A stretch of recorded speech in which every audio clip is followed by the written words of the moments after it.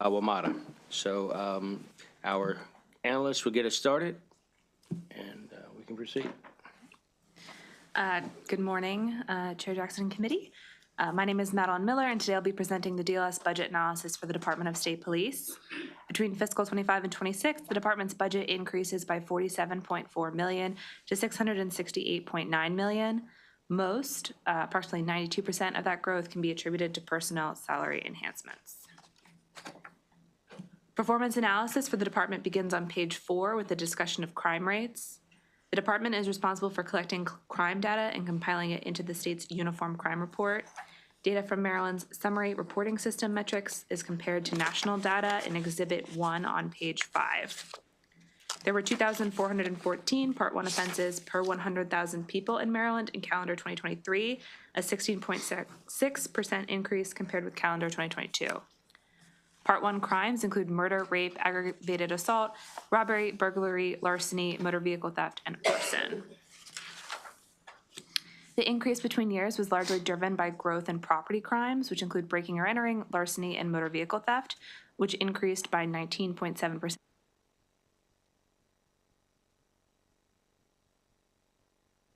Measured using the SRS methodology rose between calendar 21 and 23. The murder rate fell in that period by 20%.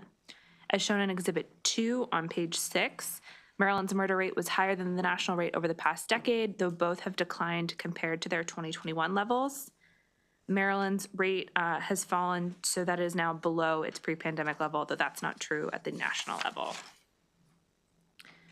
Information related to traffic fatalities begins on page 7. Traffic enforcement is a chief responsibility of the department.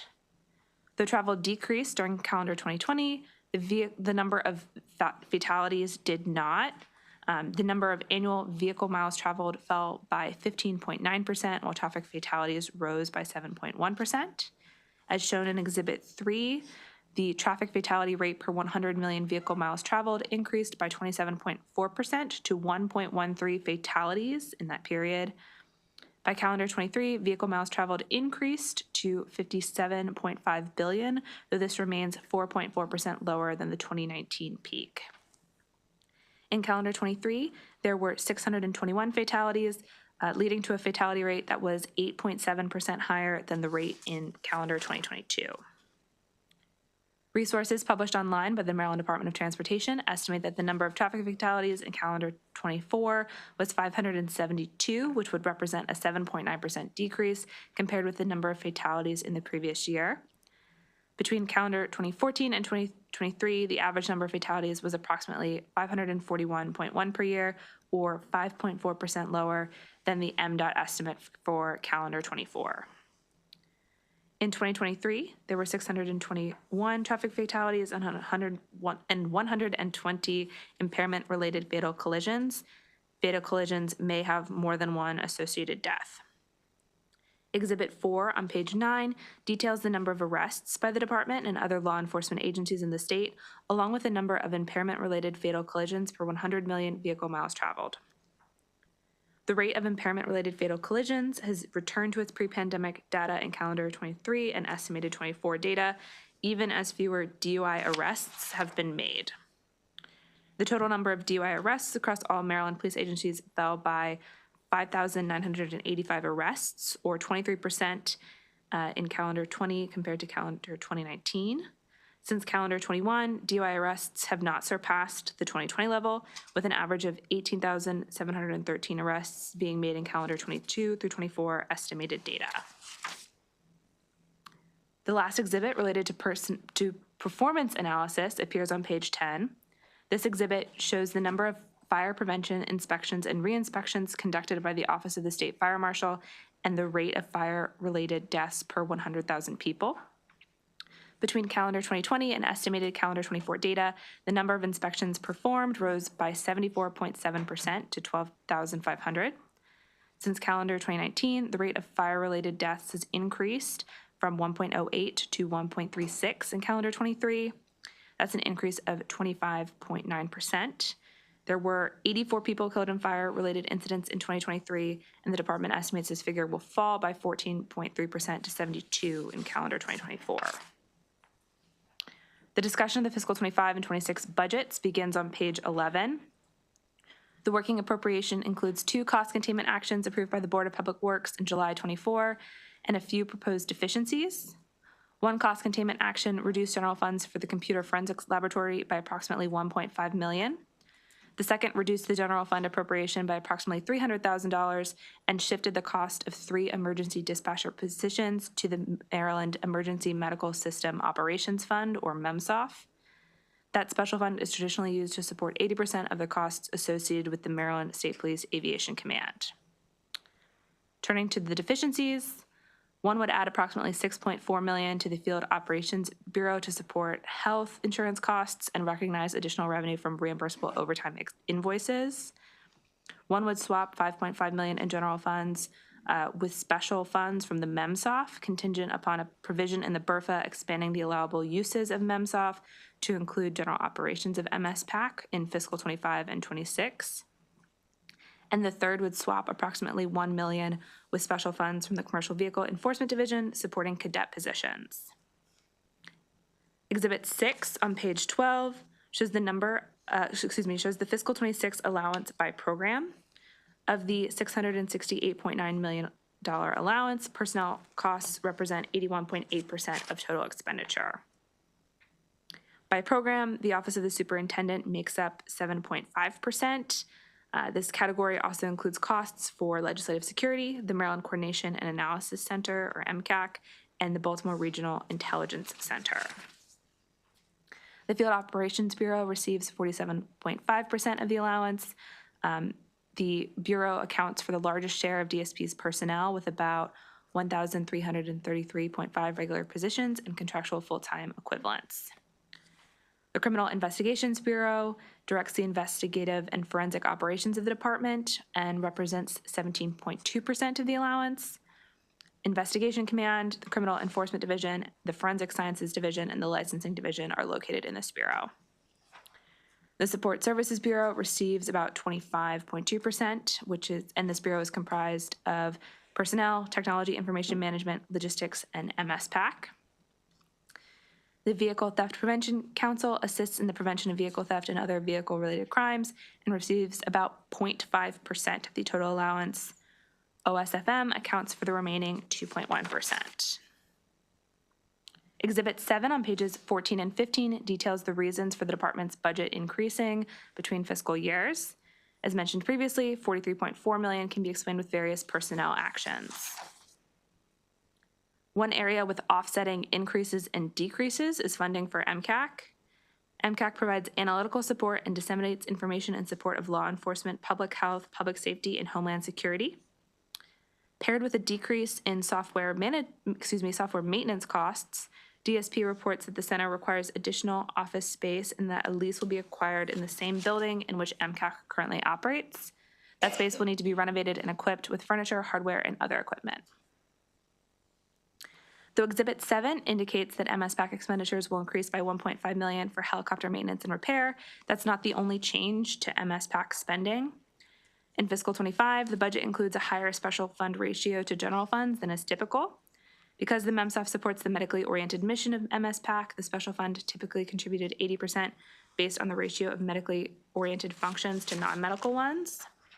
In recent fiscal years, the general fund was required to contribute more than 20% of costs as actions were taken to improve the health of the MEMSOF.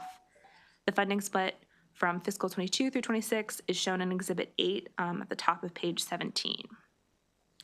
Between fiscal 21 and 24, the cost of administering MSPAC rose 34.9%. DLS notes that total costs may be under budgeted in fiscal 25 and 26, as even with the $1.5 million in helicopter repair and maintenance cost growth, this category is budgeted at 47.9% and 32.3% lower in fiscal 25 and 26 than the fiscal 24 actual expenditure. As previously mentioned, a provision in the BRFA would allow MEMSOF funds to support general operations in fiscal 25 and 26. The language in this provision does not limit the amount that can be used for general operations in these 2 years, but language in the fiscal 26 budget bill limits it to $5.5 million of general fund reductions and special fund appropriations in each year. The allowance does not reflect a change for the Vehicle Theft Prevention Council or the Maryland Sheriff's Association grant, as discussed on pages 17 and 18. The Vehicle Theft Prevention Council has higher fiscal 26 expenditures in the allowance than it intends to spend. Though the allowance includes $3.3 million in grant spending, the same level provided in fiscal 25, the department only plans to expend $2.6 million in each fiscal year. DLS recommends reducing $690,724 in special funds in the allowance to reflect the anticipated expenditure level in that year. The allowance also includes $333,000 for the Maryland Sheriff's Association grant, as was provided in fiscal 23 through 25. This grant is not mandated. The spending was only planned for fiscal 23 through 25. And since it was not planned, DLS therefore recommends deleting the appropriation for the Maryland Sheriff's Association grant. The discussion of personnel data begins at the bottom of page 18. The allowance includes an increase of 15.5 regular positions for the department, including 15 new trooper cadet positions in the Field Operations Bureau and half of a regular position within OSFM. Cadets are individuals who are hired before they are eligible to participate in the Trooper Academy. There are 26 trooper cadet positions in the working appropriation, 11 of which are vacant as of December 31st, 24, and 3 of which have been vacant for over a year. The addition of the 15 new positions and the reclassifying of 4 positions between fiscal years means there would be 45 trooper cadet positions in fiscal 26. The cadet positions are added via deficiency appropriation. Funding associated with that action, $1,047,270 in special funds, is continued in the allowance. The allowance also includes $1.1 million in new funding for those 15 positions. DLS recommends reducing that special fund appropriation in fiscal 26 to eliminate the double count. Given that the funding in fiscal 25 for the cadet positions appears for the purpose of reclassification, it's the understanding of DLS that the department is reclassifying existing vacant positions rather than creating new positions. DLS recommends deleting the 15 new positions due to the availability of existing vacant positions within the department. Of the department's 285 vacancies, 60% have been vacant for over a year, and 10.2% have never been filled. Approximately 59 regular positions have been vacant since prior to January 1st, 2023, including 1 cadet position. In its testimony today, the department should comment on its aging position count and identify any plans to fill, reclassify, or abolish positions that have not been filled in over 24 months. The issues section begins on page 20 with a discussion of multiple topics related to personnel. In July 22, the Department of Justice announced it would be investigating the department to determine if the department's hiring and promotional practices had violated Title VII of the Civil Rights Act of 1964. A consent decree was filed in October and provisionally approved in the U.S. District Court for the District of Maryland in November. In the consent decree, the department agrees to use lawful tests for applicants and to provide $2.75 million in monetary awards. The department also agrees to make priority hiring awards for up to 25 applicants who were previously unfairly disqualified but have successfully completed the new process. Final approval of the consent decree will be considered by the court in March. In order to comply with the consent decree, the department has brought 2 items to the Board of Public Works, with the first being the monetary award. In January, the Board of Public Works also approved the use of $357,500 in general funds to be used by the department to procure 2 entry-level selection tests to replace the existing written and physical fitness tests with an anticipated delivery date of July 1. The department has received fewer applications than meet its minimum processing standards since calendar 2020, as shown in Exhibit 9 on page 21. Between 2015 and 2020, the average number of applicants that met the minimum standard per Trooper Academy classes was 3,241. In 2022, the average number fell to 673, though it increased to 2,103 in calendar 23. Applicants must meet additional qualifications, and eventual class sizes are much lower. The average starting class size for the application rounds in this period was approximately 42 candidates. During this period, an average of 36 candidates graduated from the 16 classes offered, as shown in Exhibit 10 on page 22. Though the department may be receiving fewer qualified applicants for sworn positions, it maintains a lower vacancy rate among its sworn personnel, as shown in Exhibit 11 on page 23. Between calendar 2016 and 2020, the department operated with an average of 10.1% of its sworn and civilian positions vacant. while the vacancy rate for sworn positions decreased to 6.7% in calendar 22 following the graduation of 85 troopers from the department's academy in calendar 21. The vacancy rate for civilian positions continued to rise, reaching 17%. The department estimates that the overall vacancy rate was 10.8% in calendar 24, while the budgeted turnover rate was set to 8.7% in fiscal 25. The department's civilian personnel are also more diverse in race and gender than its sworn personnel. During the 2021 session, the General Assembly expressed concerns about allegations of racial insensitivity and a lack of diversity among the state police workforce.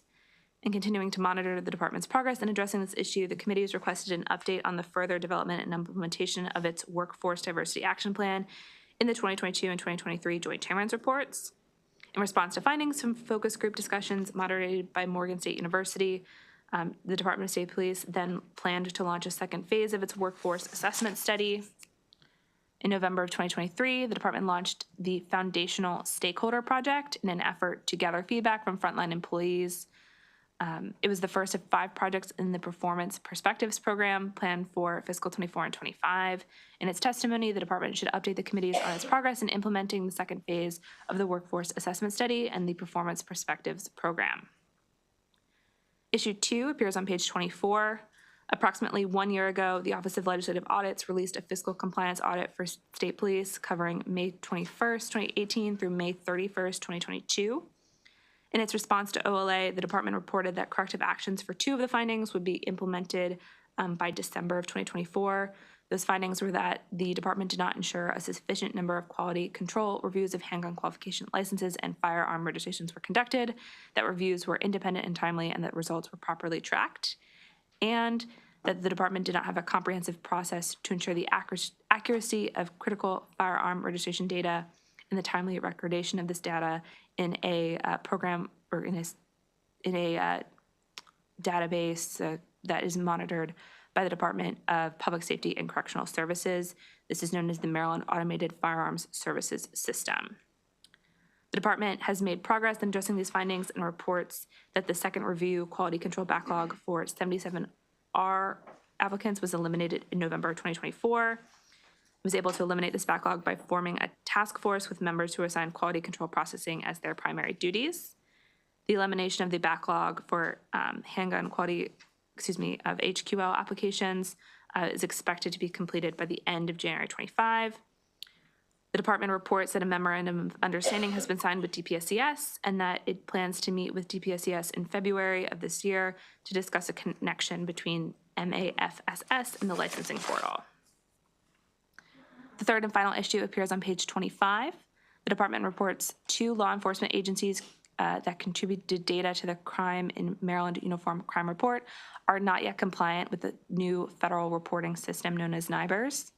Non-compliant agencies contribute to the department requiring additional time to process and receive data that's due to the department by November 1st each year.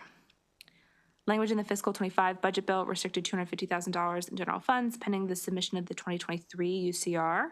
The department submitted the data verification letter on November 4th and the Uniform Crime Report on December 23rd.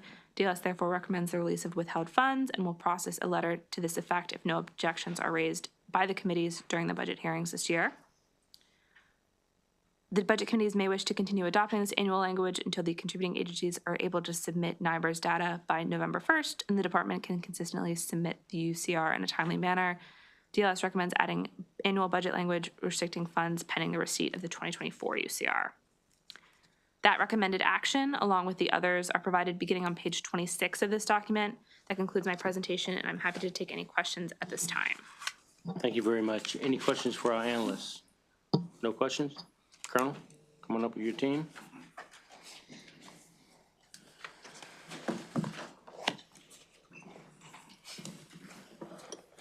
You can begin when you're ready.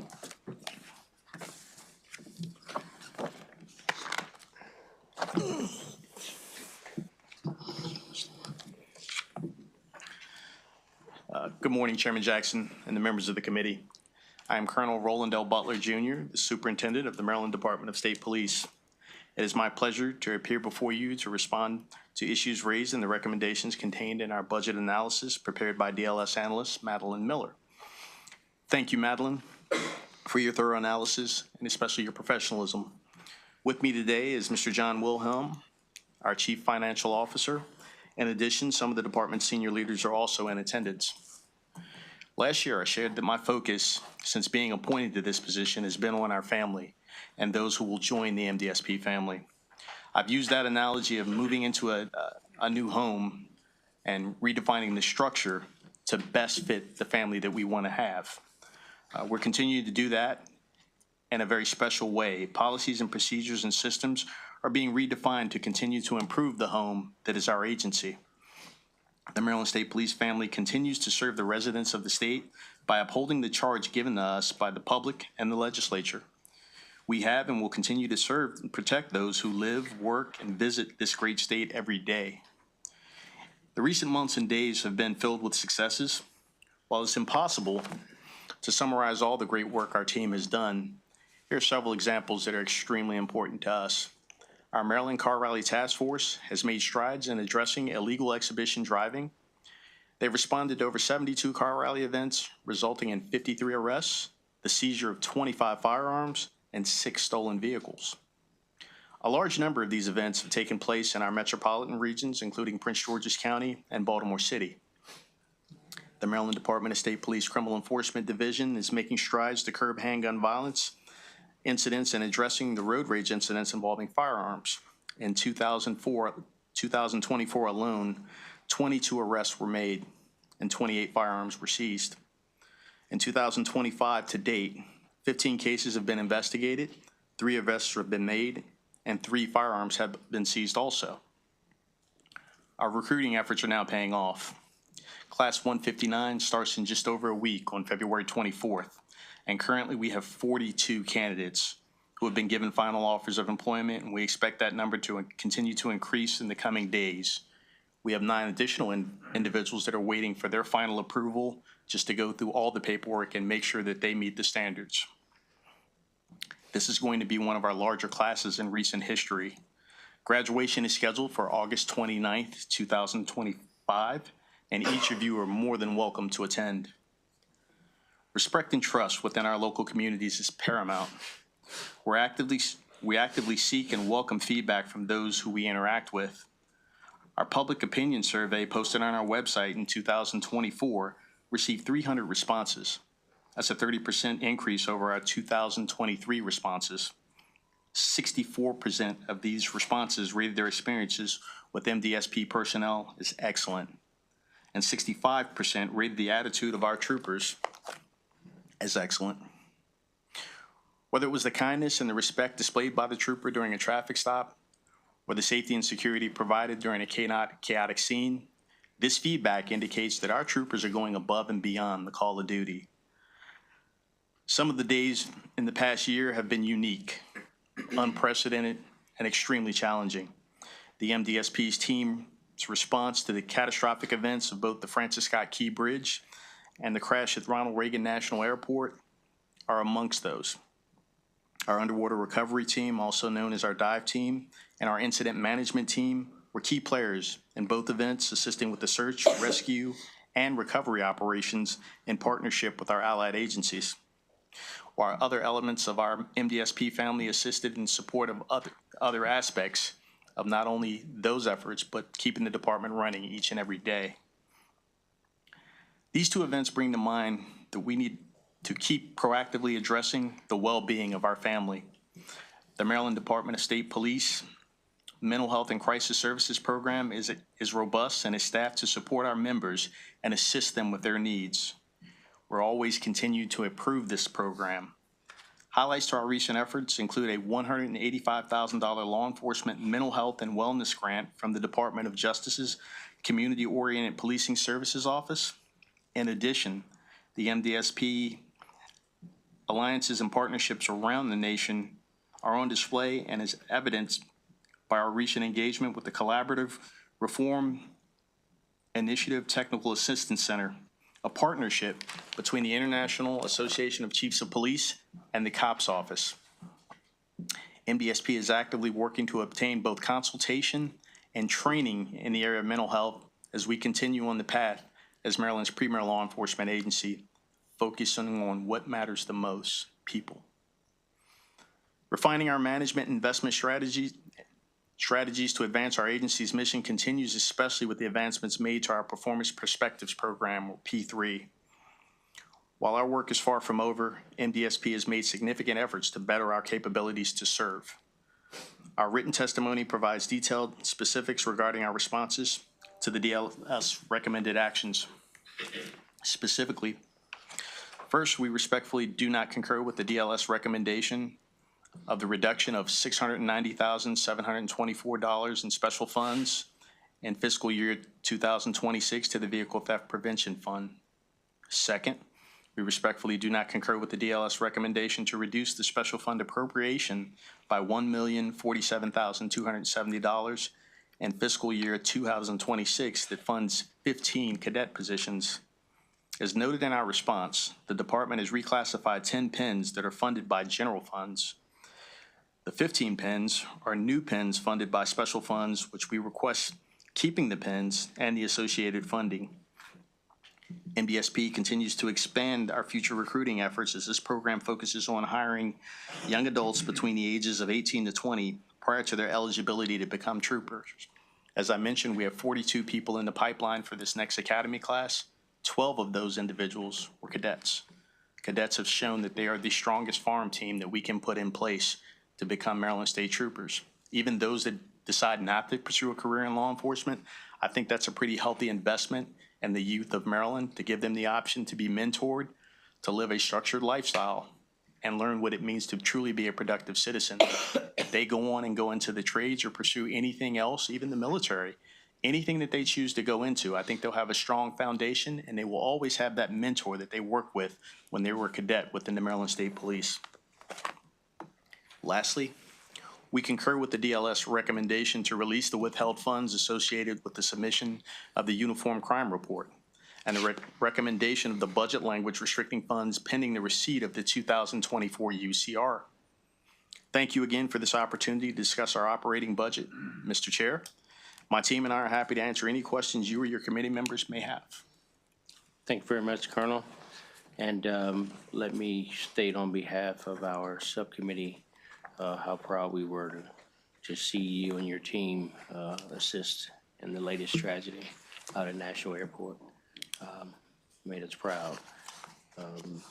The agency carries that mantra of Maryland's finest, and you and I have had multiple conversations regarding that matter, and we will continue to have conversations regarding that matter. Yes, sir.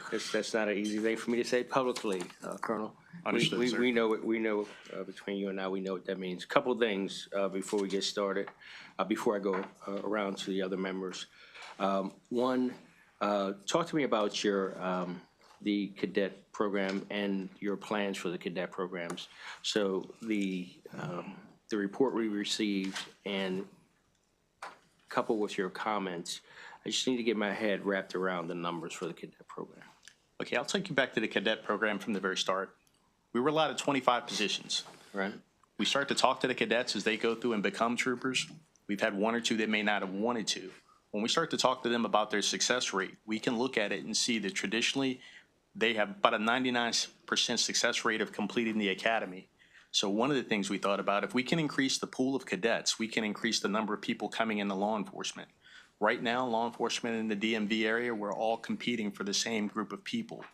This provides us an opportunity to not only to nurture the future of law enforcement, but also nurture the future of professional development with kids that are 18 to 20 years old. They can start with us. They're starting towards their retirement. And again, if they decide not to become Maryland State Troopers, I think they're still sending someone that's young, that 18 to 20-year-old range, where they're trying to find themselves out into the workforce with a solid foundation, a solid work ethic, and an understanding that they can always reach back to the department that helped give them their start when they face any of those challenging moments in life. I understand, and I appreciate that. But there seems to be some ambiguity with the numbers. The numbers portion, my concern. what we did when we approached DBM, we asked for 25 additional personnel. We agreed that we would take 10 existing pins and convert those to cadet pins. Now we're asking for those remaining 15 pins to give us a pool of 50 individuals to become cadets. 50.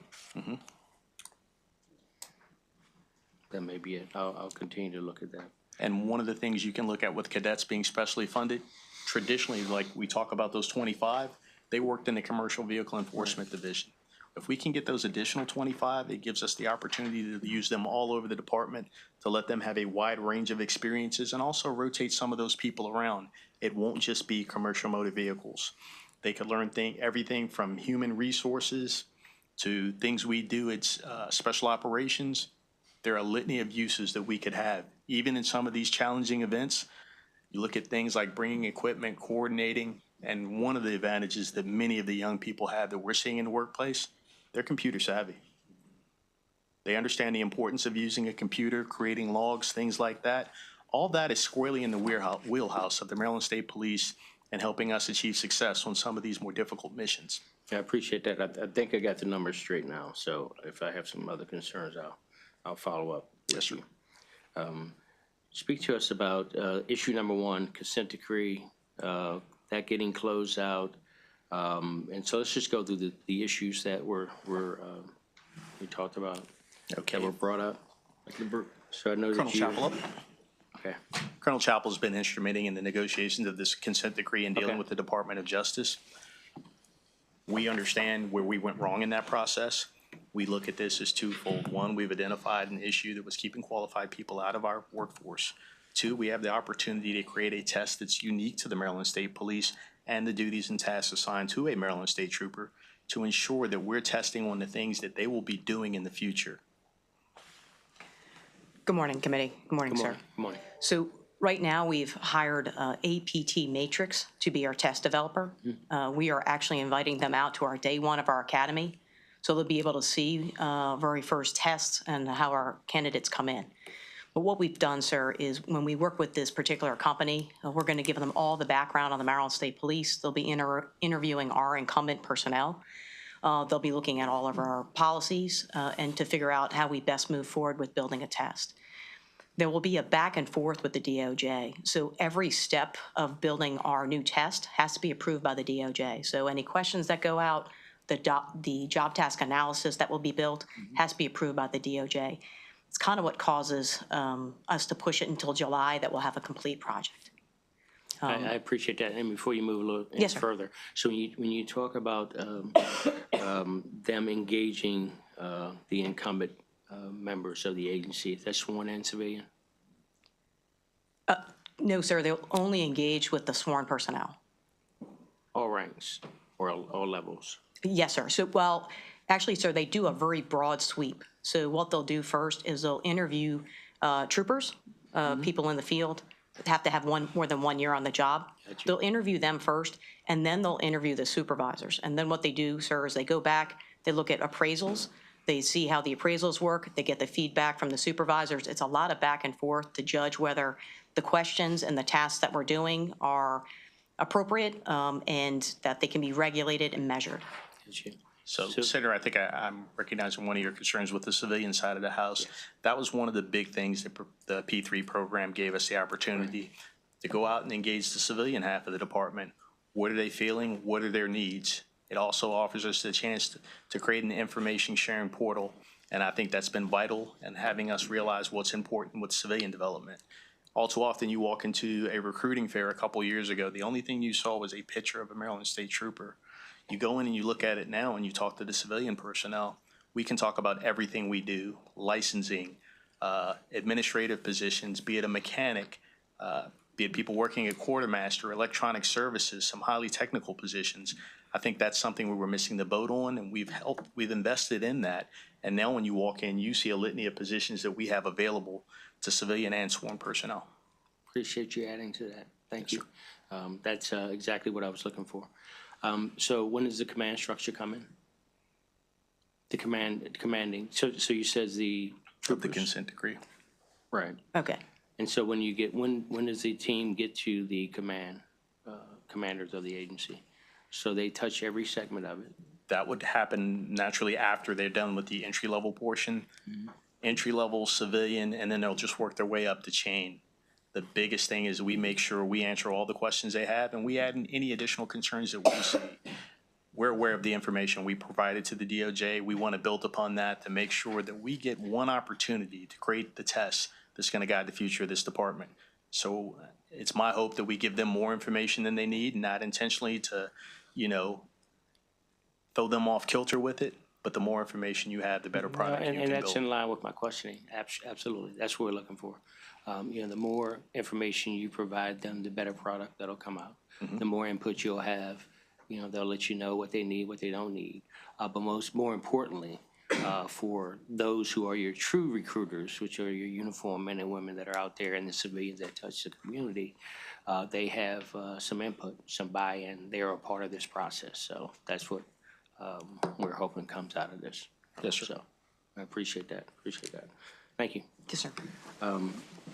Next, talk to me about your vacancies Yes, sir. and your recruiting efforts. And Colonel, what's most important when we talk to all of the agencies that come before us about their complement. We understand that the governor provides a budget. We understand that, majority of the time, the agencies concur with the governor's budget. But this is an opportunity for you all to say to us where you think your needs are and what type of vacancies that you're dealing with now and the complement that you would like to see. As we know, your largest bureau is Bureau of Field Operations, 23 Barracks. As you and I have had multiple conversations, I represent 3 counties, and it's vital. We have a lot of state roads that you're responsible for. And the partnerships that you have throughout the entire state are worthwhile, obviously, but for your agency and for, the pride of your agency for the men and women who are providing the service. Let's make sure that you have the complement you need, or at least a goal to reach beyond what we may see during the budget, in the budget document. Obviously, for years, the Maryland State Police is not unique. Many law enforcement agencies have simply been trying to keep up with attrition. We want to fill the seats that we have and continue to grow from that. Field operations is the #1 place where people have contact with the Maryland State Police. But we also have additional opportunities to grow if we can develop that workforce, move people into federal task force and things like that with the FBI. It's a force multiplier. When we get one crime that may exceed the resources capable or available to a Maryland State Police agency, we have federal partners that can call in resources and help us solve crimes. And that's one of the things that's critical in driving down violent crime.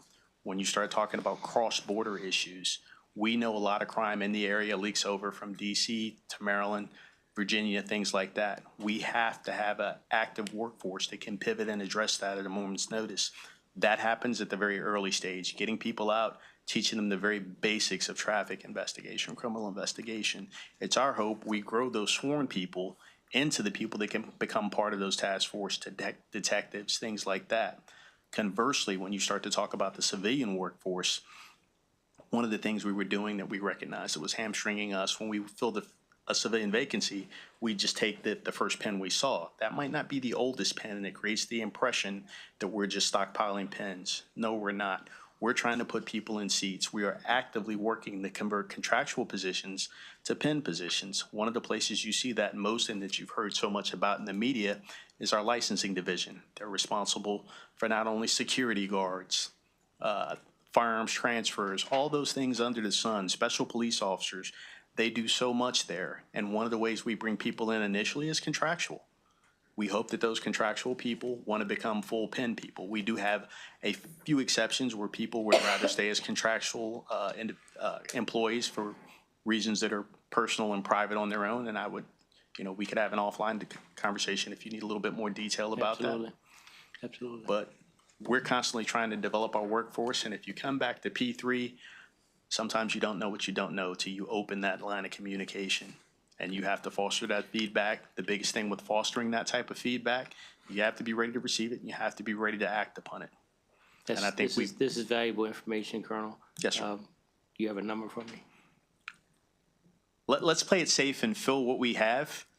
And then we can come back and tell you what we've done and where we're looking to add people. I could give you a number today, but that number. Fair enough. Now, fair enough. You answer it right now. We can continue the conversation. Okay. But if you say, let's fill what we have now, then we'll go from there. My only thought is if I give you a number now, that would not contribute to the people with attrition that are retiring, things like that. That's my next question. You know, the academy, 42 positions currently. You're looking to enhance those. How many academies do you have scheduled for this calendar year? And do you perceive that continuing beyond just this year? Do you have a plan to ensure that you're meeting? You have a number of folks that can retire at the end of this month. Each month, the attrition rates never stop. And so do you believe the numbers that you're projecting for your academy help you keep up? Or is there a number that you're looking for each academy class? We're looking at having at least 2 academy classes per year. When you get into that 3rd and that 4th class, it's one of the things that puts a bit of a strain when you're running overlapping classes. Not only are we running those 2 classes a year, this is the last class we're going to run, and this one is with the approval of DOJ looking at how we conducted the testing process. We have to get that new testing process in place with all the DOJ approval, and then we can really look at how many times can we get this academy running per year. And a lot of that is simply the number of people we go out and make contacts to. We're making contacts at HBCUs, religious institutions, everything under the sun, especially the military. We do a great deal of out-of-state travel to meet with people that are towards that end phase of their military contracts to see if they're interested not only in a career in law enforcement, just a career with the Maryland State Police. If you start thinking about our aviation program, that's fruitful. You don't necessarily have to be sworn to come in and be a helicopter pilot. A lot of the helicopter pilots we're getting, they meet the necessary hours by their military service. It's where they're getting it all. Appreciate it, Colonel. And I'm going to ask you publicly to make sure that you and I stay connected on your efforts to walk down this attrition rate that you have. So, you know, we look at your numbers, the number of folks that you have who are eligible to retire in the agency, and it's paramount for all the agencies that come before us that we put together a plan to make sure we can keep up. I would appreciate, to have that contact with you just to make sure we're not missing anything in the exchange. We're hyper-focused on doing certain things, and there is the off chance that we may miss something and it comes up in conversation. I think it'd be beneficial to the workforce. All right, lastly for me, before I hand it off, I said that a couple of times, promotions. Tell me about your promotional cycles that you have coming up at each level and what you have planned coming up. When you look at our promotions, we're trying to fill vacancies as they are occurring. When we came in, there was a massive adjustment within the department to see where we had personnel. It appeared as though we were relatively top-heavy in some positions. Now we're holding those promotions in blocks. We actually extended the promotional cycle. Normally, it's only there for 2 years. Because we haven't exhausted a substantial number of that list, we extended it for an additional year. That'll give other individuals the opportunity to be promoted and step into new roles. Is that across the board or is that at a certain level? It's across the board. One of the problems you get with that, when you start to make promotions, do you have the people in place to backfill? Absolutely. When you're only running classes of 20, 25 people, that makes it very hard. There is a ripple effect to everything that you do. There are no pebbles into the pond. A lot of these are cinder blocks. And the last thing we want to leave is the citizens of Maryland short out there on the road where they need us the most. We're on the same page. We're on the same page there. And again, we're going to walk with you regarding that as well. Yes, sir. To make sure you're able to backfill. So I'm going to pass off to Senator Lewis Young. Thank you, Mr. Chair. Yes. I'd like to better understand your applicant denial process. For those individuals in the applicant pool that are denied, what are the major reasons? You've mentioned testing a few times, but what are you testing for? Okay, I'm going to bring Colonel Chappell back up, and I'm going to start you off with that whole denial process. Because you fail a portion of a test with the Maryland State Police, that doesn't mean that we don't look at you as a valued potential employee. We will still work with you. We've had people that failed the written test. We work with them on that. We have had people that didn't score well in the oral interview. We work well and provide coaching in that aspect. The physical fitness test, it's no secret that a lot of the younger generation are not as active. So it's important that we pair them up with the appropriate fitness instructor that can provide them a workout plan, for lack of a better term, something that'll help them get themselves in a position to be successful on those existing tests. Chapel. So we allow a applicant to take the written test multiple times and the fitness test multiple times. And if you pass the fitness test, you don't have to take it the second time when you come back in, you just have to do the written test. We, again, like the Colonel mentioned, you can come in for an oral board more than once. If you don't score well in a local barrack, sometimes we feel we need to bring you up to our headquarters office where we have HR folks sit and listen to the questions. Usually we help them doctor them through it, they go back, and they come back again. So again, we offer multiple times for applicants to come in and get through this process. But you also have to go through a background investigation and a polygraph. And unfortunately, a polygraph, we lose, it's one of our big three. We lose people during the polygraph. And there's also a mandatory psychological. Those are MPTC requirements. Thank you. I asked the question because some people are just not good at testing. Thanks. And also, ma'am, I just want to mention that there is an online guide for the test. So they can go on and get study material and even do a sample test online. And there's also we give them a pamphlet on what they need to do for a fitness test. So we give them information to begin with, just to try to help them get through. Okay. What about a tutorial or a prep for how to test? So so for the written test, there is examples of how to study and how to prep for the test Okay. from the company that we use. But we did just put together a brand new video for our fitness that literally walks a person through the whole entire process, through all the testing phases. Thank you. So one of the important things to think about that fitness test, you're going to immerse them in a 27-week environment at an academy that's highly physical. There is a lot of activity. We want to have an accurate baseline so we know where these people are. Our goal is not to tax them and make them want to quit. Our goal is to build them up so that they're ready to become Maryland State Troopers and serve the citizens of this state. The only way you can really do that is know where they stand physically so we can properly chart their growth over those 27 weeks. While we're on the topic of testing, I have a follow-up if I may. Yes, ma'am. Something I've heard, and it might be relevant for you in the healthcare community, is a lot of applicants don't make it through the process because they fail a drug test, specifically for marijuana. And many of those individuals might be using medicinal cannabis as opposed to recreational, but you can't differentiate in testing. Is that an issue for you? I don't think we've experienced that issue, but remember all the marijuana testing and the drugs that prohibit you from employment, that's controlled by the Maryland Police Training Commission. Thank you. Thank you. Colonel, before I go to Senator Roosevelt, you spoke briefly about your mental health programs, you know, to ensure you're taking care of the folks within the state police. I know you and I had a conversation about a concept that was brought to my attention. You and I spoke about that the other day, and you said you either had reviewed it or would be reviewing that to be another tool in your toolbox to ensure that your folks are healthy. Any update on that, or are you still reviewing that document? I think we're past the review stage. We're in development. One of the things about that, I wanted to give you an actual overview of what we do as far as wellness. So I brought the agency physician, Dr. Brennan, in, and I wanted to have him speak on how MSP takes care of its personnel, not only sworn, but civilian. Very good, very good. State your name for the record. Good afternoon, sir. I'm Dr. Brannon, Scott Brannon. I'm the physician for the Maryland State Police. I've had the pleasure of serving as the medical director for the state police for about 15 months now.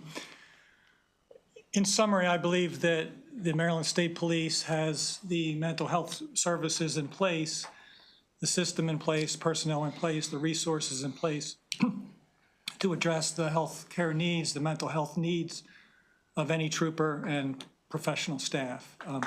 Specifically, the core of our mental health services is our peer support program and critical incident response team, We also have a full-time licensed clinical social worker who's been working with the state police full-time for 11 years.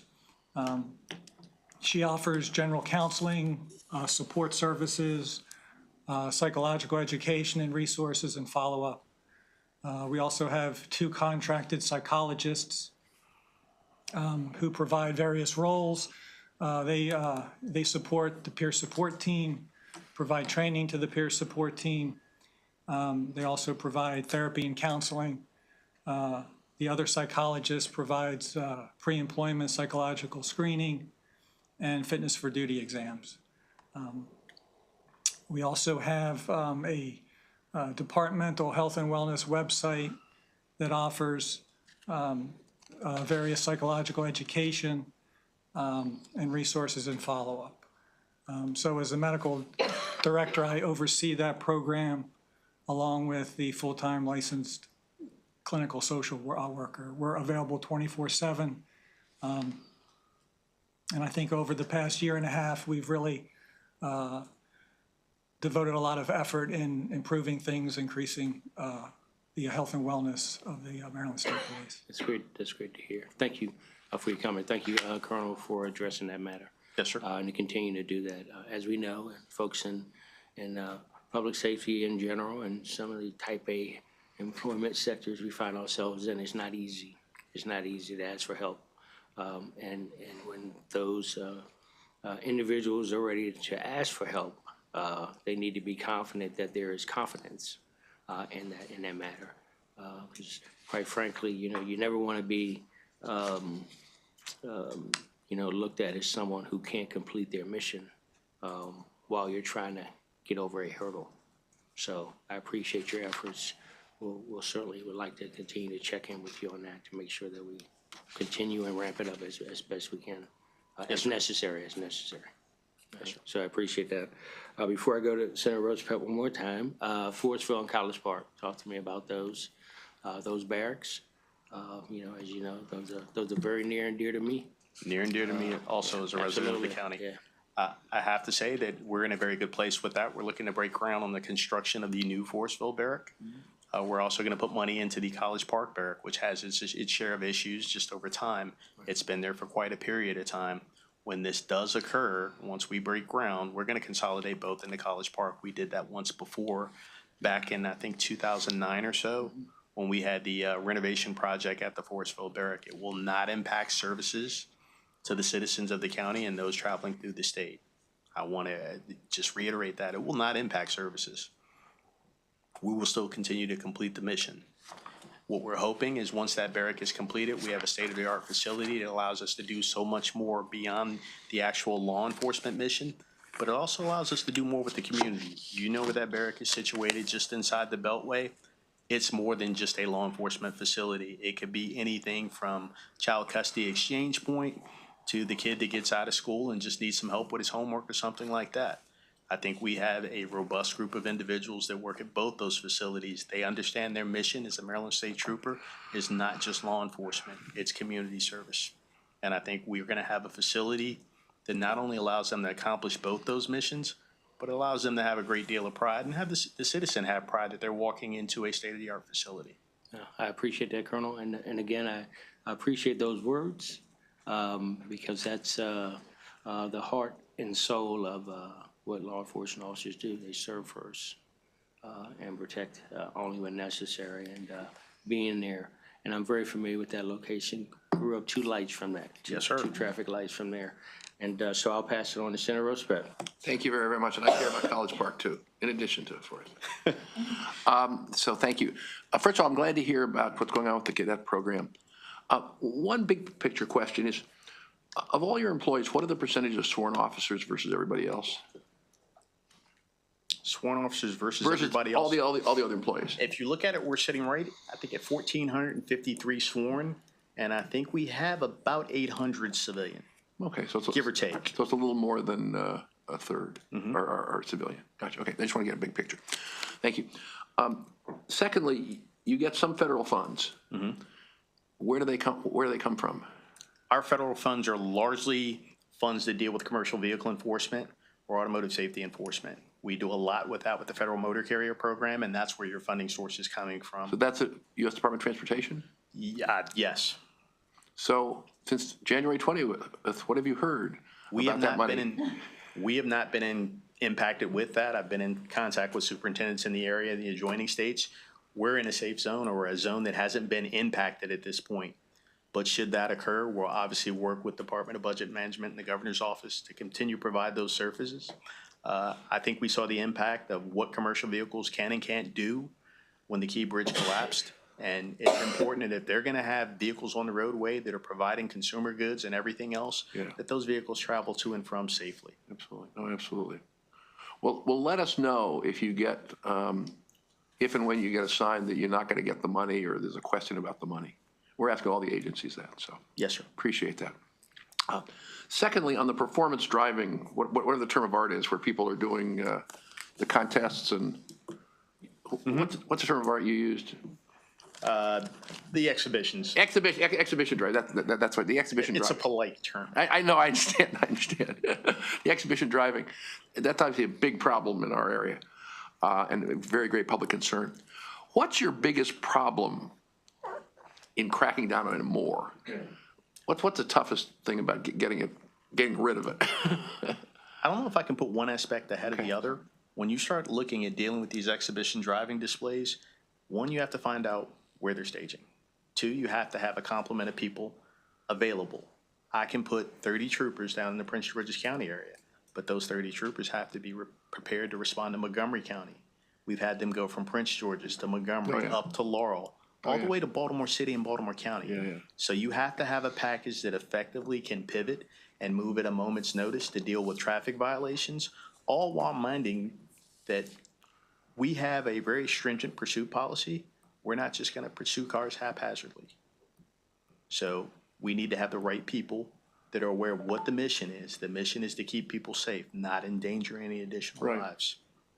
So how does it work when you're able to shut them down? In an open hearing, I don't want to go too much into it, but we're able to gain information that allows us to be in a position to act quickly and to stay ahead of the curve in many respects. So it's basically intelligence heavy. If we're able to get there before they set up, I got you. It's a win for us. I see. No, that's very smart. It doesn't always mean that we issue a traffic citation or we make an arrest. We provide a presence. But you did say you've done a bunch of arrests. Yes, we have. Yeah, good. Well, I'd encourage you to keep it up. Yes, sir. All right. Thanks a lot, Mr. Chairman. You forgot your major question, your main question? AI? Yeah. Good question, Mr. Chairman. That's why you're chairman. We're asking, again, all the agencies. What have you done so far, thought about how AI can make your operations more effective? All right. When we start to look at AI, you really start to talk about that component over at MCAC. We're not using AI proactively in law enforcement, but we do have to be prepared to investigate the use of AI. I think we all remember the case up in Baltimore County where there was a statement that was attributed to someone, a administrator at a school that clearly was not the administrator. That takes a special amount of training, and one of the things I think that both you and Senator Jackson can hang your hat on, the foremost law enforcement expert in AI is on loan to MCAC from the Prince George's County Police Department. And again, I'd like to publicly thank Chief Aziz for loaning us that individual, not only one, to combat AI and the inappropriate use of it, but also to foster the teaching and understanding of AI for other law enforcement agencies. We know we're only on the cusp of what AI could possibly do. Just to think back to that call that came out the night of the bridge that led everybody believe that there was someone still out there clinging to life, only to find out it was not true. To find out that there was a school administrator that was suspended and about to lose their livelihood because of AI. I think we've all recognized the importance in the region, and all our law enforcement partners are working together. And again, we have the right person in the right seat up at MCAC that's going to help educate others. That's very interesting, and that's good. I'm glad to hear that. I'm glad to hear about the cooperation. And there should be opportunities on the law enforcement function side for efficiencies through AI in a positive sense, I would think, because a lot of what you deal with is information, and AI is about manipulating information. Is that something you guys have thought about? And I think that the critical part of that phrase is the manipulation of information that scares a lot of people. Well, we want to scare the bad guys. Yes, we want to scare the bad guys, but in the same token, we don't want anyone to feel that their rights are being infringed. I agree. So it's a very cautious road to go down, and you have to do so slowly, methodically, but you have to keep up with the level of crime centered around AI. You know, everything from, you know, these falsified voice statements. You pick up your phone, you get a call. I understand. You only have to talk for about 7 to 10 seconds before they can string together an entire conversation and make it sound like you. No, believe me, I appreciate that, and I think that's important. And I would encourage you, as we're encouraging all the agencies, to look at how it can be used positively to Yes. accomplish your mission, because a lot of what goes on in all kinds of organizations are things that AI can do accurately and more efficiently. And I just would encourage you to look at the opportunities as well as the dangers. Yes, sir, we will. It's just that accuracy portion Yeah. is what gives a lot of law enforcement leaders a little bit of angst. We have to get it right. No, I understand that 100%. And a lot of organizations in state government that we hear from in this subcommittee, but also in the private sector, are rapidly using it to improve their operations and to improve their services. And I think it's something I would encourage you to look at. Yes, sir. Thank you. Thank you very Thank you, much. Mr. Chairman. All right, Colonel, two things, cooperation and collaboration. So familiar with the collaborative efforts of other agencies with you at MCAC. How's that going? Is that steady? Your partners? It's steady. They continue to grow. We're hoping to move into that space upstairs. Okay. I know there were some challenges with getting the lease done with DGS, but I think we've actually done our due diligence in trimming down the budget as to what we're going to need equipment-wise, furniture, so that when this does come to fruition, we can move and we can be effective stewards of the taxpayers' money. As far as those partnerships go, the partnerships are incredible. Whether it's at the local, state, or the FBI, we have the partnerships to get people in there and the information, even if it's temporary, to complete the mission. That works. Lastly, UCR. Yes, sir. The locals, still having any challenges having to? You know, with that conversion to the NIBR system, you're always going to have some locals that have challenges, and that's not reflective upon them as individuals or departments. It's a technology issue. Yeah. They may have a software that doesn't allow them to convert the data that they have from UCR over to NIBRs. And those are some of the things that we're dealing with. Unfortunately, some of these departments are having to hand search. And you know, if you're going to do a hand search and tally data, you're probably going to have to do that 3 or 4 times just to make sure what you're getting is 100% accurate. And we will, as a committee, keep that in mind Yes, sir. as the reports come through. So thank you very much. We'll be in touch. Thank you. Thank you all. Have a great weekend. Thank you. Next up, we will have the Office of the Correctional Ombudsman. Our analyst will get us started.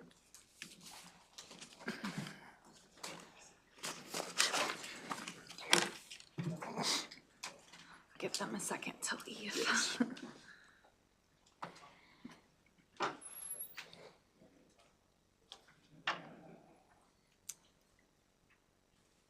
All right.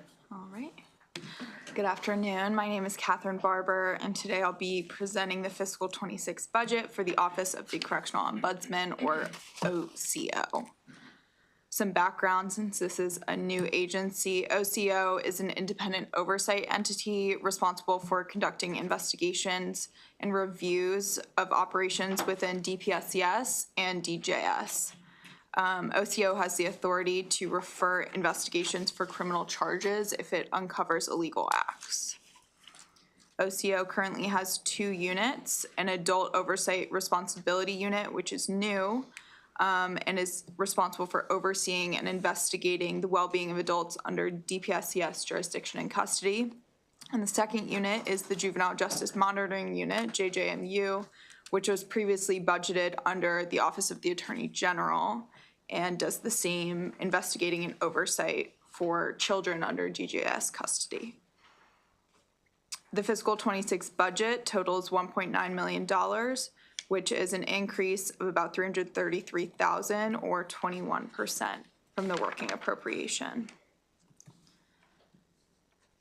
Some background on the establishment of OCO. Chapter 836 of 2024 established OCO effective July 1st, 2024, and required the transfer of 4 JJMU positions and about $603,000 in general funds from the Office of the Attorney General. Section 21 of the fiscal 25 budget bill appropriated an additional $1 million in special funds from the Performance Incentive Grant Fund in the Department of Budget and Management. The budget language provided the special funds to support startup costs for OCO and fund the Adult Oversight Responsibility Unit, and these funds were transferred through budget amendment. The majority of expenditures planned for fiscal 26, or about 90%, support personnel costs, and the budget also includes a little more than $50,000 for contractual payments for the Correctional Ombudsman Advisory Board, which is mandated in the bill that established OCO. OCO is supposed to have a 12-member advisory board, and currently 4 of those members have been appointed. Exhibit 1 on page 3 shows the fiscal 26 allowance categorized by spending area. And Exhibit 2 on page 4 shows the major changes. Personnel costs make up about half of the increase from last year to this year, about $157,000. And other increases are for typical operating costs of establishing a new office.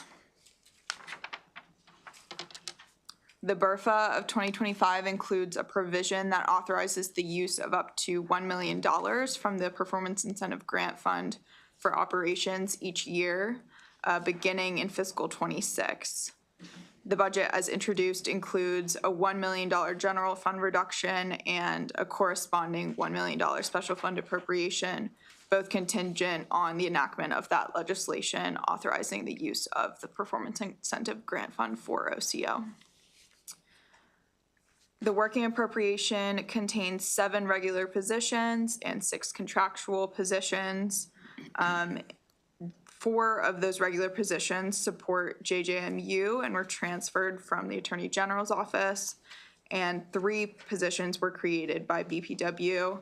Of course, one of those regular full-time positions is the Acting Correctional Ombudsman, who's here today, who was appointed in September 2024. In fiscal 26, all of the contractual positions are converted to regular positions, bringing the total number of positions to 13. Personnel mostly includes administrative and program management roles. As of December 31st, 2024, OCO reported no vacancies, but I did hear a few days ago that there might be 1 vacancy now, so maybe OCO can speak to that when they give their testimony. There's 1 key observation in this analysis related to getting OCO up and running with information technology, and it's managing for results measures. OCO has been working to establish a website, which is required by Chapter 836 of 2024. And this website goes hand in hand with the agency's need for a case management system to enhance transparency and improve their ability to track trends and identify relevant policies, as well as respond to complaints. They've been working with DoIT and observing best practices in other states and other state agencies, but as of now, OCO and DoIT do not have an estimate for the time or cost of either the website or the case management system. But I have heard that OCO hopes to have them running by the end of fiscal 26. Currently, OCO is using an internal process to track complaints and is publishing reports to the governor's website. As a new agency, OCO has not yet specified or reported its key goals, objectives, and performance measures through a managing for results submission. OCO should specify what measures it is able to track with the current resources available and discuss the goals and performance measures that will be reported in future MFR submissions.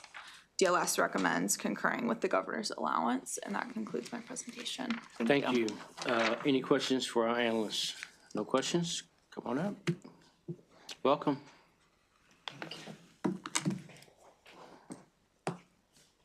you gotten your date for executive nominations yet? It was this past Monday. Oh, good. Thank you, Chair Jackson and the Honorable Senate Committee. Thank you, Analyst Bob Barber. Maryland Office of the Correctional Ombudsman, as you have heard, is a new and independent transparent state agency that is responsible for coordinating oversight activity for the Department of Public Safety, Correctional Services, and the Department of Juvenile Services. The Office of the Correctional Ombudsman is striving to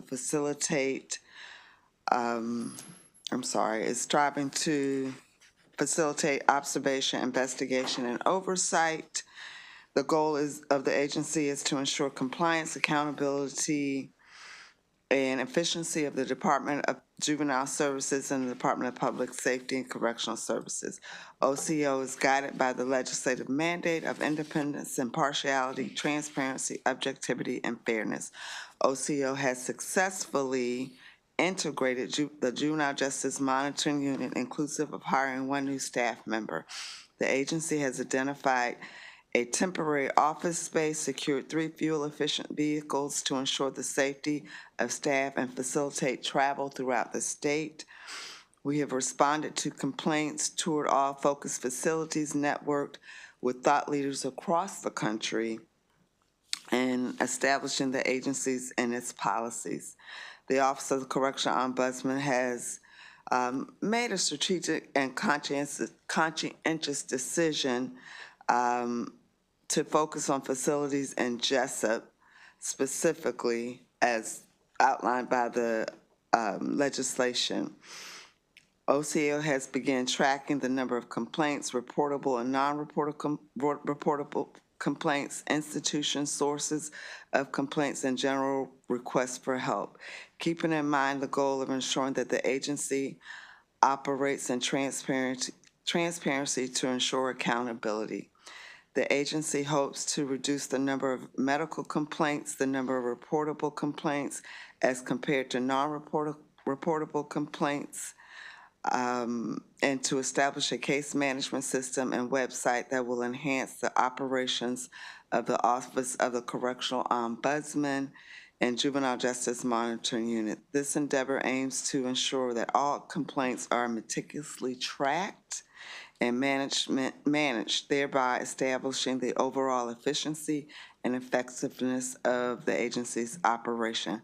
For MFR reporting, OCO will track complaints received, categories of complaints, and the number of investigations open. However, as a team, we will continue to work to finalize the metrics and will publish an MFR with fiscal year 2027's allowance. Thank you for the opportunity. We appreciate and look forward to continuing to work with you. I'm happy to address any questions at this time. Thank you very much, and welcome, and congratulations. Thank you. It's been a long time coming with the Police Training and Standards Commission and you all, so we can make sure that the public is getting the service that's due them. Appreciate it. Quick question for you, Senator Lewis Young. Do you have any questions? I know I'm mindful of the time, so. No. Okay. All right. I have a couple of questions for you. The analyst spoke of one vacancy that recently she was made aware of. So an offer has been made in that position. I am waiting on DBM. What is the position? Executive Administrator. So wait on DBM. Okay. All right. Just keep us informed. You need some nudging. If we could help you out in any way. How are you navigating? The fact that your website is not up yet and your case management system is not there. How are you navigating and ensuring that we are being careful with the information coming in? So this is a marathon, not a sprint. And so in terms of the case management system, it is imperative that we make the right selection. DoIT has made it clear that that is not something that they can handle. And so, as I indicated, I have had the great benefit of networking with thought leaders across the country and with those who are successfully doing this. And so I have been learning about case management systems that they're utilizing effectively. And DeWitt has basically indicated we will have to take requests for proposals. And so I am with the Juvenile Justice Monitoring Unit.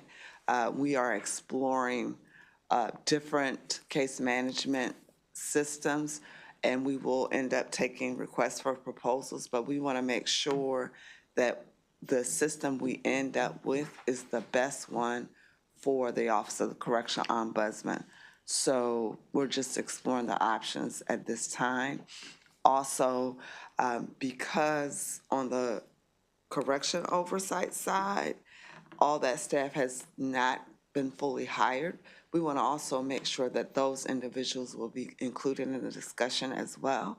And so once that is done, then all parties will have a voice in the decision process. Okay. I don't think it's fair that it is a unilateral decision. I got you. Keep us abreast. Absolutely. It's important. One of the things that we that comes to our attention often as we are listening to the budget needs and requests of the agencies across the state, the IT component is one that we run into often. So at the onset of the establishment of your agency, we'd love to be a partner with you moving forward as best we can. So Absolutely. let us know if you Appreciate that need some so help with much. that. Yes, ma'am, absolutely. And last question for me right now is speak to the advisory board. 4 of the 12 have been identified.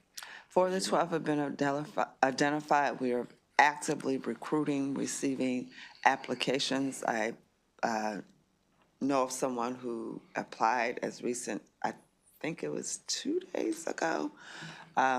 The board is, in terms of the composition of the board, is outlined in the legislation, and so we are actively recruiting based on that composition.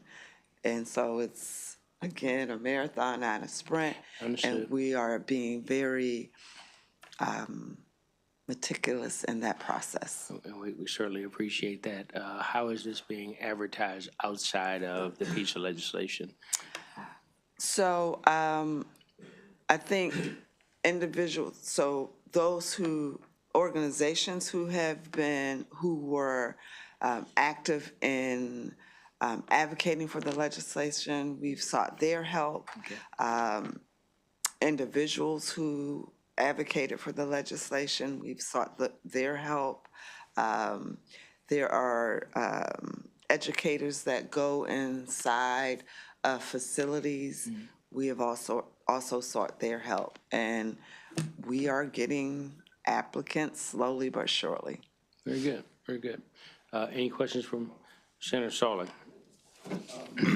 Thank you, and congratulations. Thank you.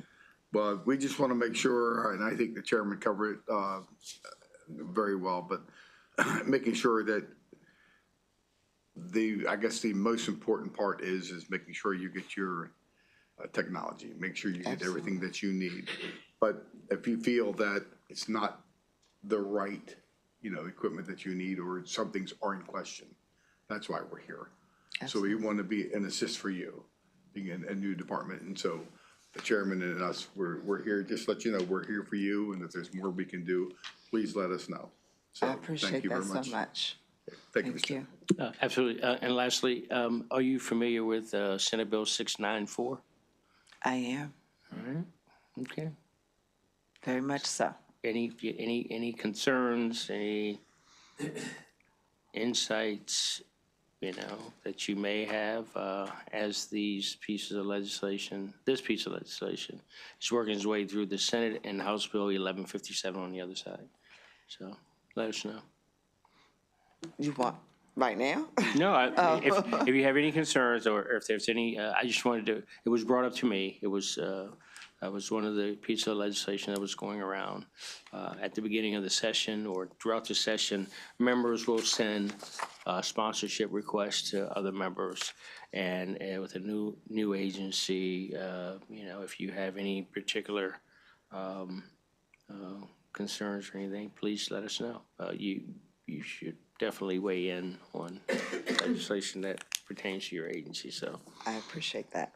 All right. Thank you so much. Thank you very much. I appreciate your time. Yes. Welcome, by the way. Thank you. All right, that concludes the hearing.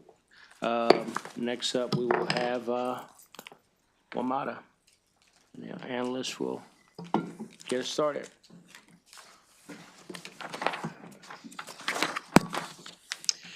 Thank you, Mr. Chairman, members of the committee. Stephen Cullen from Department of Legislative Services to present the Washington Metropolitan Area Transit Authority's fiscal 2026 budget. As you can see on page 1, the operating grant that Maryland provides for the operations of WMATA increased by $40 million or 6.3% over the current year working appropriation. I would note that this is $21 million higher than was projected in last year's forecast. However, over the remaining years of the forecast that this year's forecast overlaps with last year's forecast, there's actually a $218 million decline in the projected grants from Maryland to WMATA. Looking at page 5 begins the managing for results discussion. And you can see the first exhibit is on annual ridership. And ridership does continue to increase, although it is still below the 2019 pre-pandemic levels. But in 2024, there were 42 million more trips on WMATA, representing a 21% increase over 2023. Exhibit 2 on page 6 shows performance metrics for both Metro Rail and Metro Bus.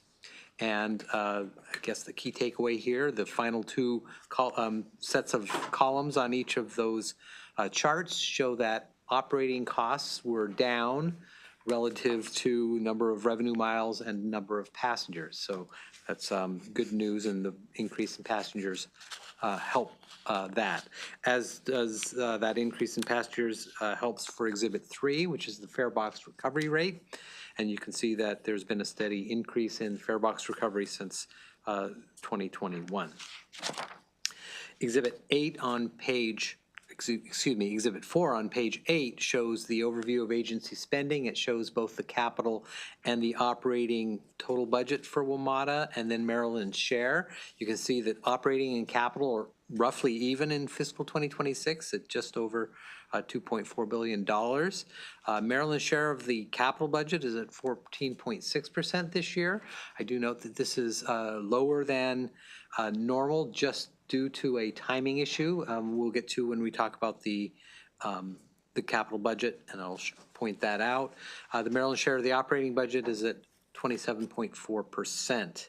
At the bottom of page 8 and the top of page 10, I do point out some assumptions that are included in this budget, that those are basically improved service and increased service. So it does include the year 1 implementation of the Better Bus Network, and that includes 11 more routes on frequent service, new connections, and increased midday, evening, and weekend service. On the rail side, there are additional trains on the Yellow and Silver Line that will do more increased service. So this is, kind of a continuation of improving service for the riders of the metro system. I do note also on the bottom of page 9 that the fiscal 2026 budget does include using $129 million in capital funding to help pay for operating maintenance that are eligible for capital. This is an allowable use, but it is about $69 million higher than the kind of average level that the system has been using.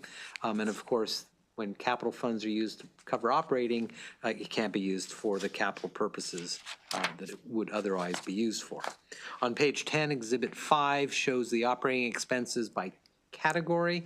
Personnel expenses comprise 70% of the operating budget.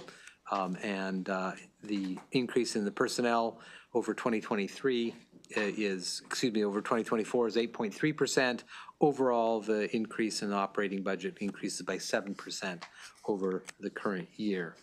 Exhibit 6 on page 11 shows the revenues that are going to support the operating spending. WMATA does generate its own revenues through Farebox and other advertising, parking, other miscellaneous revenues. In fiscal 2026, those revenues are expected to cover about 22%, or 545, with the remaining $1.9 billion being provided by the funding partners.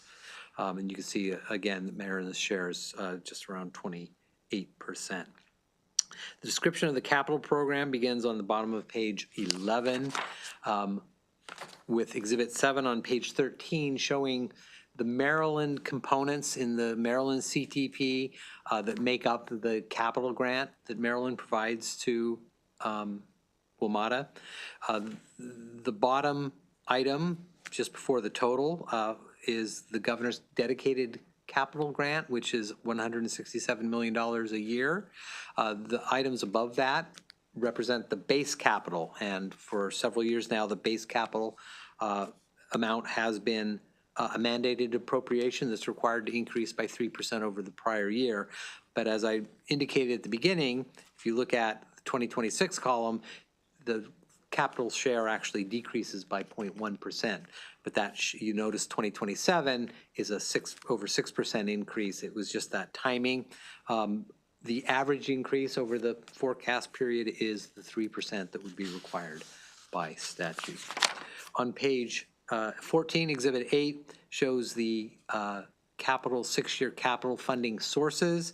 State and locals funding provides just under half of the funding for the capital budget, with the federal government providing 32% and then debt covering the remaining 12%. The 6-year program totals about $12.5 billion. Exhibit 9 on page 15 shows the fiscal 2026 capital budget, which totals just under $2.4 billion by category of spending. So you can see the rail, cars and facilities, rail systems, et cetera, total that amount. Exhibit 10 on page 16 shows the 2026 capital program by funding source, and then also shows Maryland's share by each of those categories. As I indicated at the beginning, $351 million from Maryland going towards WMATA capital in 2026. Exhibit 11 on page 17 is kind of a crosswalk. The budget cycles for Maryland and WMATA are not exactly aligned, and so the Maryland budget is introduced before the WMATA budget is actually approved by the board. So currently, there's a proposed budget that this analysis is based on, but after the session ends, the WMATA board will meet and approve the budget. There are sometimes minor changes on that. As it stands now, Maryland's grants in the Maryland budget are about $5 million short of the amount that would be needed if the budget as proposed is adopted by the board. If that's the case, then MDOT would do a budget amendment to bring in the additional funds.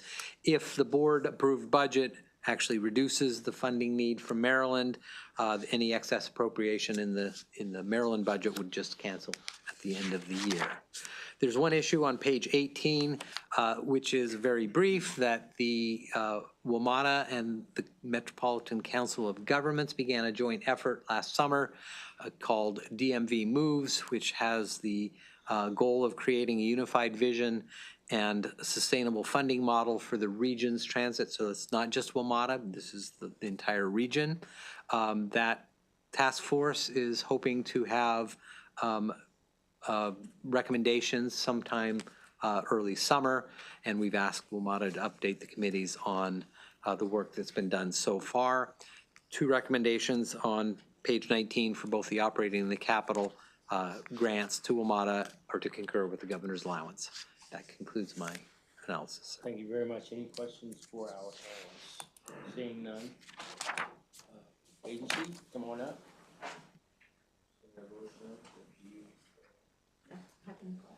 Good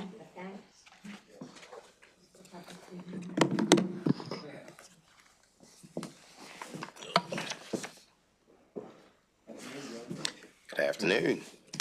Mr. Chair, members of the committee, thank you for allowing us the opportunity to be here to discuss WMATA. For the record, I'm Tony Bridges, Assistant Secretary with Maryland Department of Transportation, stepping in today for Secretary Paul Wiedefeld, who unfortunately is a little under the weather today, so we wish him a speedy recovery.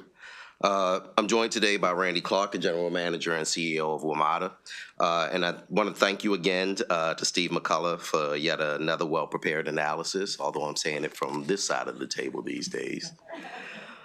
So this past year, we've seen big achievements on the WMATA system, including strong ridership gains and continued delivery of fast, reliable, and safe service.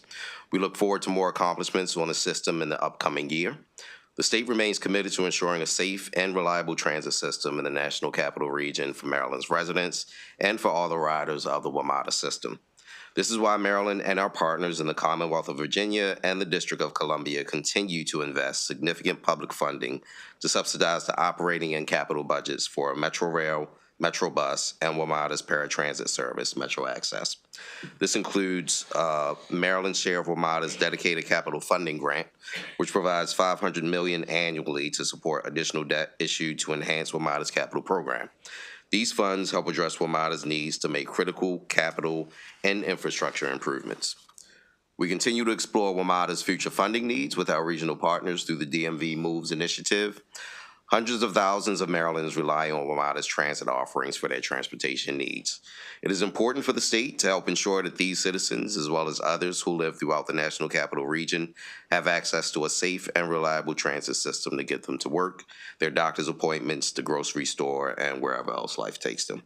So now I'll hand it over to our General Manager and CEO, Mr. Clark, for his update on WMATA. Thank you very much. So good afternoon. Yep, we're officially afternoon. Good afternoon, Chair Jackson, Senators. Great seeing you again this year. Thank you, Assistant Secretary, for your welcome. And I'll also compliment Steve with this analysis. It's I think of several years I've been doing this now, and it's always spot on. Obviously, I won't belabor or repeat the same points, so I'll give you a quick summary. Obviously, you have a great analyst work ahead in your packets. Metro, we feel really good about the last year. We run a pretty complex system, obviously, across 3 states with the federal government. Ridership-wise, we're doing very well. 46 straight months of ridership growth. We led the country in ridership gain on the rail side last year. That's 2 years straight of rail ridership growth, leading in the country. Over the last 2 years, we've also led on bus growth. So, things are continually going in the right direction. In February, we're continuing to see that trend. We also think with the more federal employees returning to the office, that's going to continue to accelerate as well. So that's good news. That also means passenger revenue continues to go up, and the more passenger revenue we can manage in the system, the less we have to come to our 3 government partners on subsidy, obviously, and help manage that towards the 3% legislation. So we are presenting next week at our board meeting a revised budget for FY26. Now we have a 2-year business plan that will show an uplift in passenger revenue forecast, which we're pretty excited about. And our goal is to eventually, ideally, get rid of our long-term deficit, as was referenced to using capital to fund operating. So we're working as hard as we can. In 2 years, we've identified over $500 million of cost savings and avoidance at Metro, which is a significant amount of money. And those things help recapitalize our capital program. I will say that while financially this year we're basically good, we do have a pretty significant capital cliff coming in FY29. That seems like it's a long way away. It's not. It's actually within our 6-year CIP. So it actually will impact our decision-making this year, let alone next year, and it will accelerate. The great work that this body and the state of Maryland did with our partners around the region in 2018, 2019 on the dedicated funding was very important. That's why we're running such a good, safe system now, and I'll talk about safety and security in just a moment. But that money was never indexed, and that lack of indexing means we've lost a massive part of our purchasing power, especially with the high rates of inflation over the last few years. So about 25% of that is already lost in purchasing power. So there is some bills working through the session that do talk about rebaselining and putting indexing on that. That will not solve everything, obviously, but it will be a significant contribution to kind of resetting those accounts, so we do not have a big reduction in our capital program in 29. We are not doing there's no expansion, there's nothing nice to have, there's nothing sexy. This money is to make sure track, power, signals, buses, trains, all stations, elevators, escalators, all work and provide great service. On the safety security front, just quickly, crime is down 40% year over year. The last quarter, we had the lowest crime quarter since 2019, so over 5 years. We believe this quarter is actually going to go down even further. We're working incredibly hard at that. Customer perception of safety is up significantly, and I think that reflects all the work we've done on that. Fare evasion on the rail system is down over 80%. We've really worked hard on recovering fares. Now we're working hard on bus. And on the safety side, kind of system safety side, there's the thing called the National Transit Database in our business. Lists all the kind of things like collisions, derailments, injuries, things of that nature. Metro is leading the country leading in a positive way, has the lowest rates of any large system in the country. So we are not only believe, but statistically proven the safest system in the country, and again, leading on ridership. So never going to be a perfect day at Metro. We move a lot of people and have a lot of moving parts, but we are really kind of happy with where our performance is right now, and we really just appreciate your partnership and kind of working with us to make sure we have that predictable, sustainable funding going forward so we don't go through the troughs and valleys. And the more that we have that level set, we can be held accountable. And more importantly, we can deal with workforce and infrastructure topics correctly than kind of, pulling the Band-Aid off and putting it back on. So with that, happy to take any questions, comments you may have, Chair and Senators. But again, really appreciate the opportunity to come in and be with you today. Thank you, Mr. Chair. A question we ask everybody on the topic you just referenced, predictable and sustainable funding. I see in Exhibit 8 that 32% of your 6-year capital funding sources are through the federal government. Have you had any communications or information to suggest that could be at risk? No, great question, Senator. Thank you. I think it's fair to say the last few weeks have been, there's some anxiety around all parts of our country that are federal government connected. We've yet to see anything that would talk about transit funding. Obviously, we have an association around transit that is kind of keeping an eye on that. Us at the local level, trying to work with the new administration as well. I've had a few meetings connected to the team coming that's now in place and as their transition. So there's really kind of two boxes that really matter really heavily to Metro. There's another box that might matter more to, say, MTA on the Red Line, which is a different kind of account. But formula funding, which is what we all get to help us with maintenance, we haven't seen nothing yet to indicate that that's going to be a challenge. If it is truly a cut to formula funding, every transit system in the United States is going to have a major issue, let alone highways and everything else. So I would like to think that's been pretty apolitical for a long time. So we'll see. The second thing that we have uniquely to Metro is what's called PREA, and this is funding that comes out of the federal government, $150 million, and it's specific and it's matched by the 3 states. So it'll be in your packet to explain Maryland matches a piece of that. That money is dedicated to rail safety and maintenance, and is really a reflection of that we move the federal workforce and we're the federal capital. So a good example is 6,000 people a day we move to the Pentagon. So we're part of the national security apparatus of the United States. So let alone people all over the country that come visit the monuments, the malls, the museums, we are that national, capital that we really should be proud of. So we've yet to see any indication of that, but that is certainly something we're going to be watching closely, engaging both sides of the hill on, and really, I think, hopefully continue to perform well, which shows the value of that investment. Again, not new stuff, just keeping what we got really running well for the American public. Yeah, thank you. Thank you, Mr. Chair. Thank you for the information, and it's good to hear good things that are happening. We're happy to hear that the ridership has done well. And we want that to continue. The reason why I say that is knowing that it's gone up and hopefully seeing more of the federal workers going back to work, that could literally benefit even more so overall. And just knowing that, would that make a difference? You know, that executive order that went in place, people are going back to work. Would that help maybe Maryland to reduce the amount that the state is responsible for in the future? Yeah, great question, Senator. So the more people we can get on the system, first of all, the transit system, we're like one of the only government services where the more people use it, the better it actually performs, right? So everything else is kind of a drain on the system. We are naturally the more people on this, I mean, to a level, obviously, but it's safer that way. It becomes better cost recovery that way, let alone the overall community value, environment, other factors.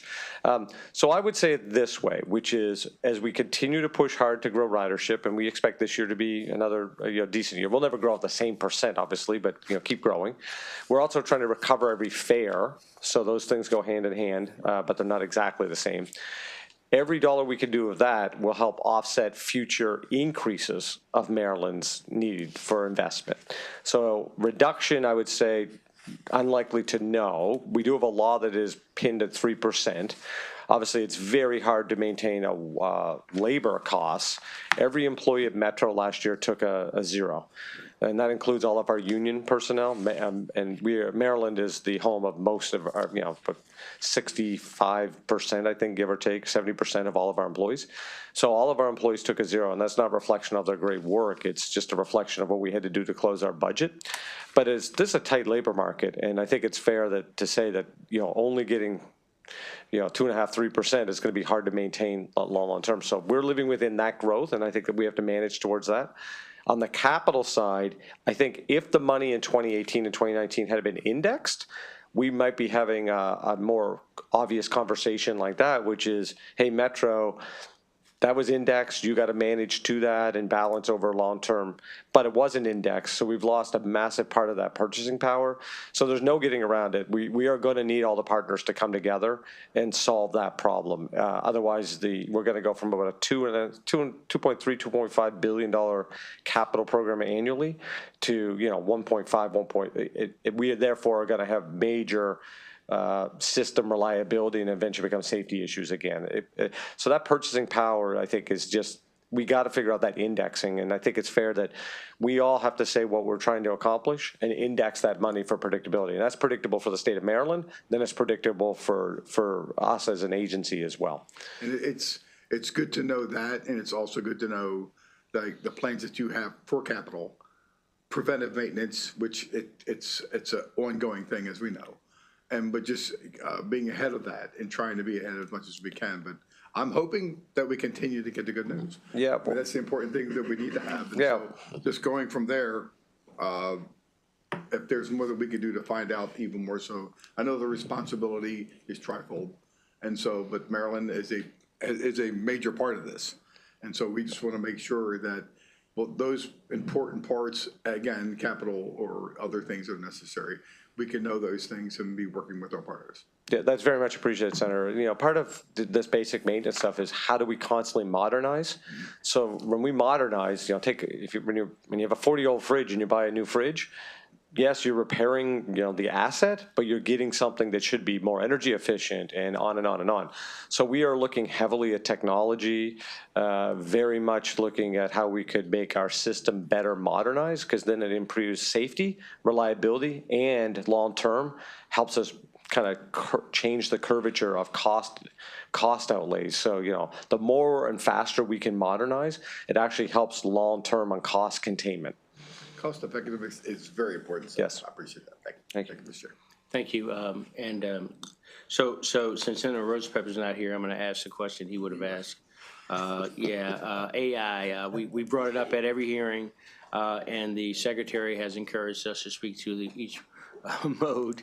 AI, how are you using AI? Are you seeking to use AI? And we're asking every agency, how are you incorporating AI in the future? Yeah, for your services? Yeah, thanks for the question, Senator. So, I think AI is one of those things that, it's kind of lost on everyone what AI maybe really even is. So, I mean, everyone uses AI on their phone. So just how you start texting and it fills in the word, that's AI. So there's base level stuff like that we're doing to, everything about some of our data and interactions with customers. But we have an entire AI task force. We have a pretty sophisticated digital modernization program. One thing I did when I became the general manager is create a new position that reports directly to the general manager that runs technology. It was a little buried in the organization. I believe we're a tech organization that delivers service, and that's the mindset I think we need to have organizationally going forward. So what we've really tried to do is drive AI thinking in all of our it's another tool, right? And where appropriate those tools could be advantageous. So for us in our world, maintenance is where most all the gains are going to come from. So there might be little things on, procurement or legal and some of that for sure. And that's going to continue to work its way out, and we might get some little efficiencies and quality control there. But where in our business, it's like, say, bus maintenance. How can we be better predicting failure rates on a piece of a door, an air system, something like this, so we can keep the vehicle out in service longer? Our fleet size maybe becomes smaller. We manage our capital program, our daily operations budget, and then use those assets to carry more people. So that's a good example where we're going to continue to refine that. We have in our new 8000 series rail cars, a good example, which are being built here in Maryland and Hagerstown with Hitachi. They're creating hundreds of jobs here locally. We'll have a new, very advanced train inspection vehicle. That vehicle will be outfitted with just an enormous amount of sensors, laser imaging, high-definition cameras, things of that nature. That will all go into our asset management data system, and AI layers will then really be able to scan. So, you take like a picture that vehicle took over time and start seeing wear patterns and seeing potential for cracks and all of that, which then will lead to better maintenance on rail and power and things of that nature. So our business is accelerating sophistication very quickly, and I think across the industry, we're kind of one of the leaders trying to lean in on that very heavily. Very good. I appreciate that. And, University of Maryland system is a very robust system that is loaded with young, innovative, bright minds, as well as McEwa and the MAC system, the community colleges. So as you're building out the new cars out in Hagerstown and elsewhere, please continue to partner with those systems for your future employees of your agency and keeping you technology savvy. So we appreciate your presentation. Thank you. We have two witnesses. If you would, please stick around to hear what they have to say. Okay, thank you. Thank you very much. Thank you. Appreciate the time. Oh, just one witness, okay. Brian Goodman.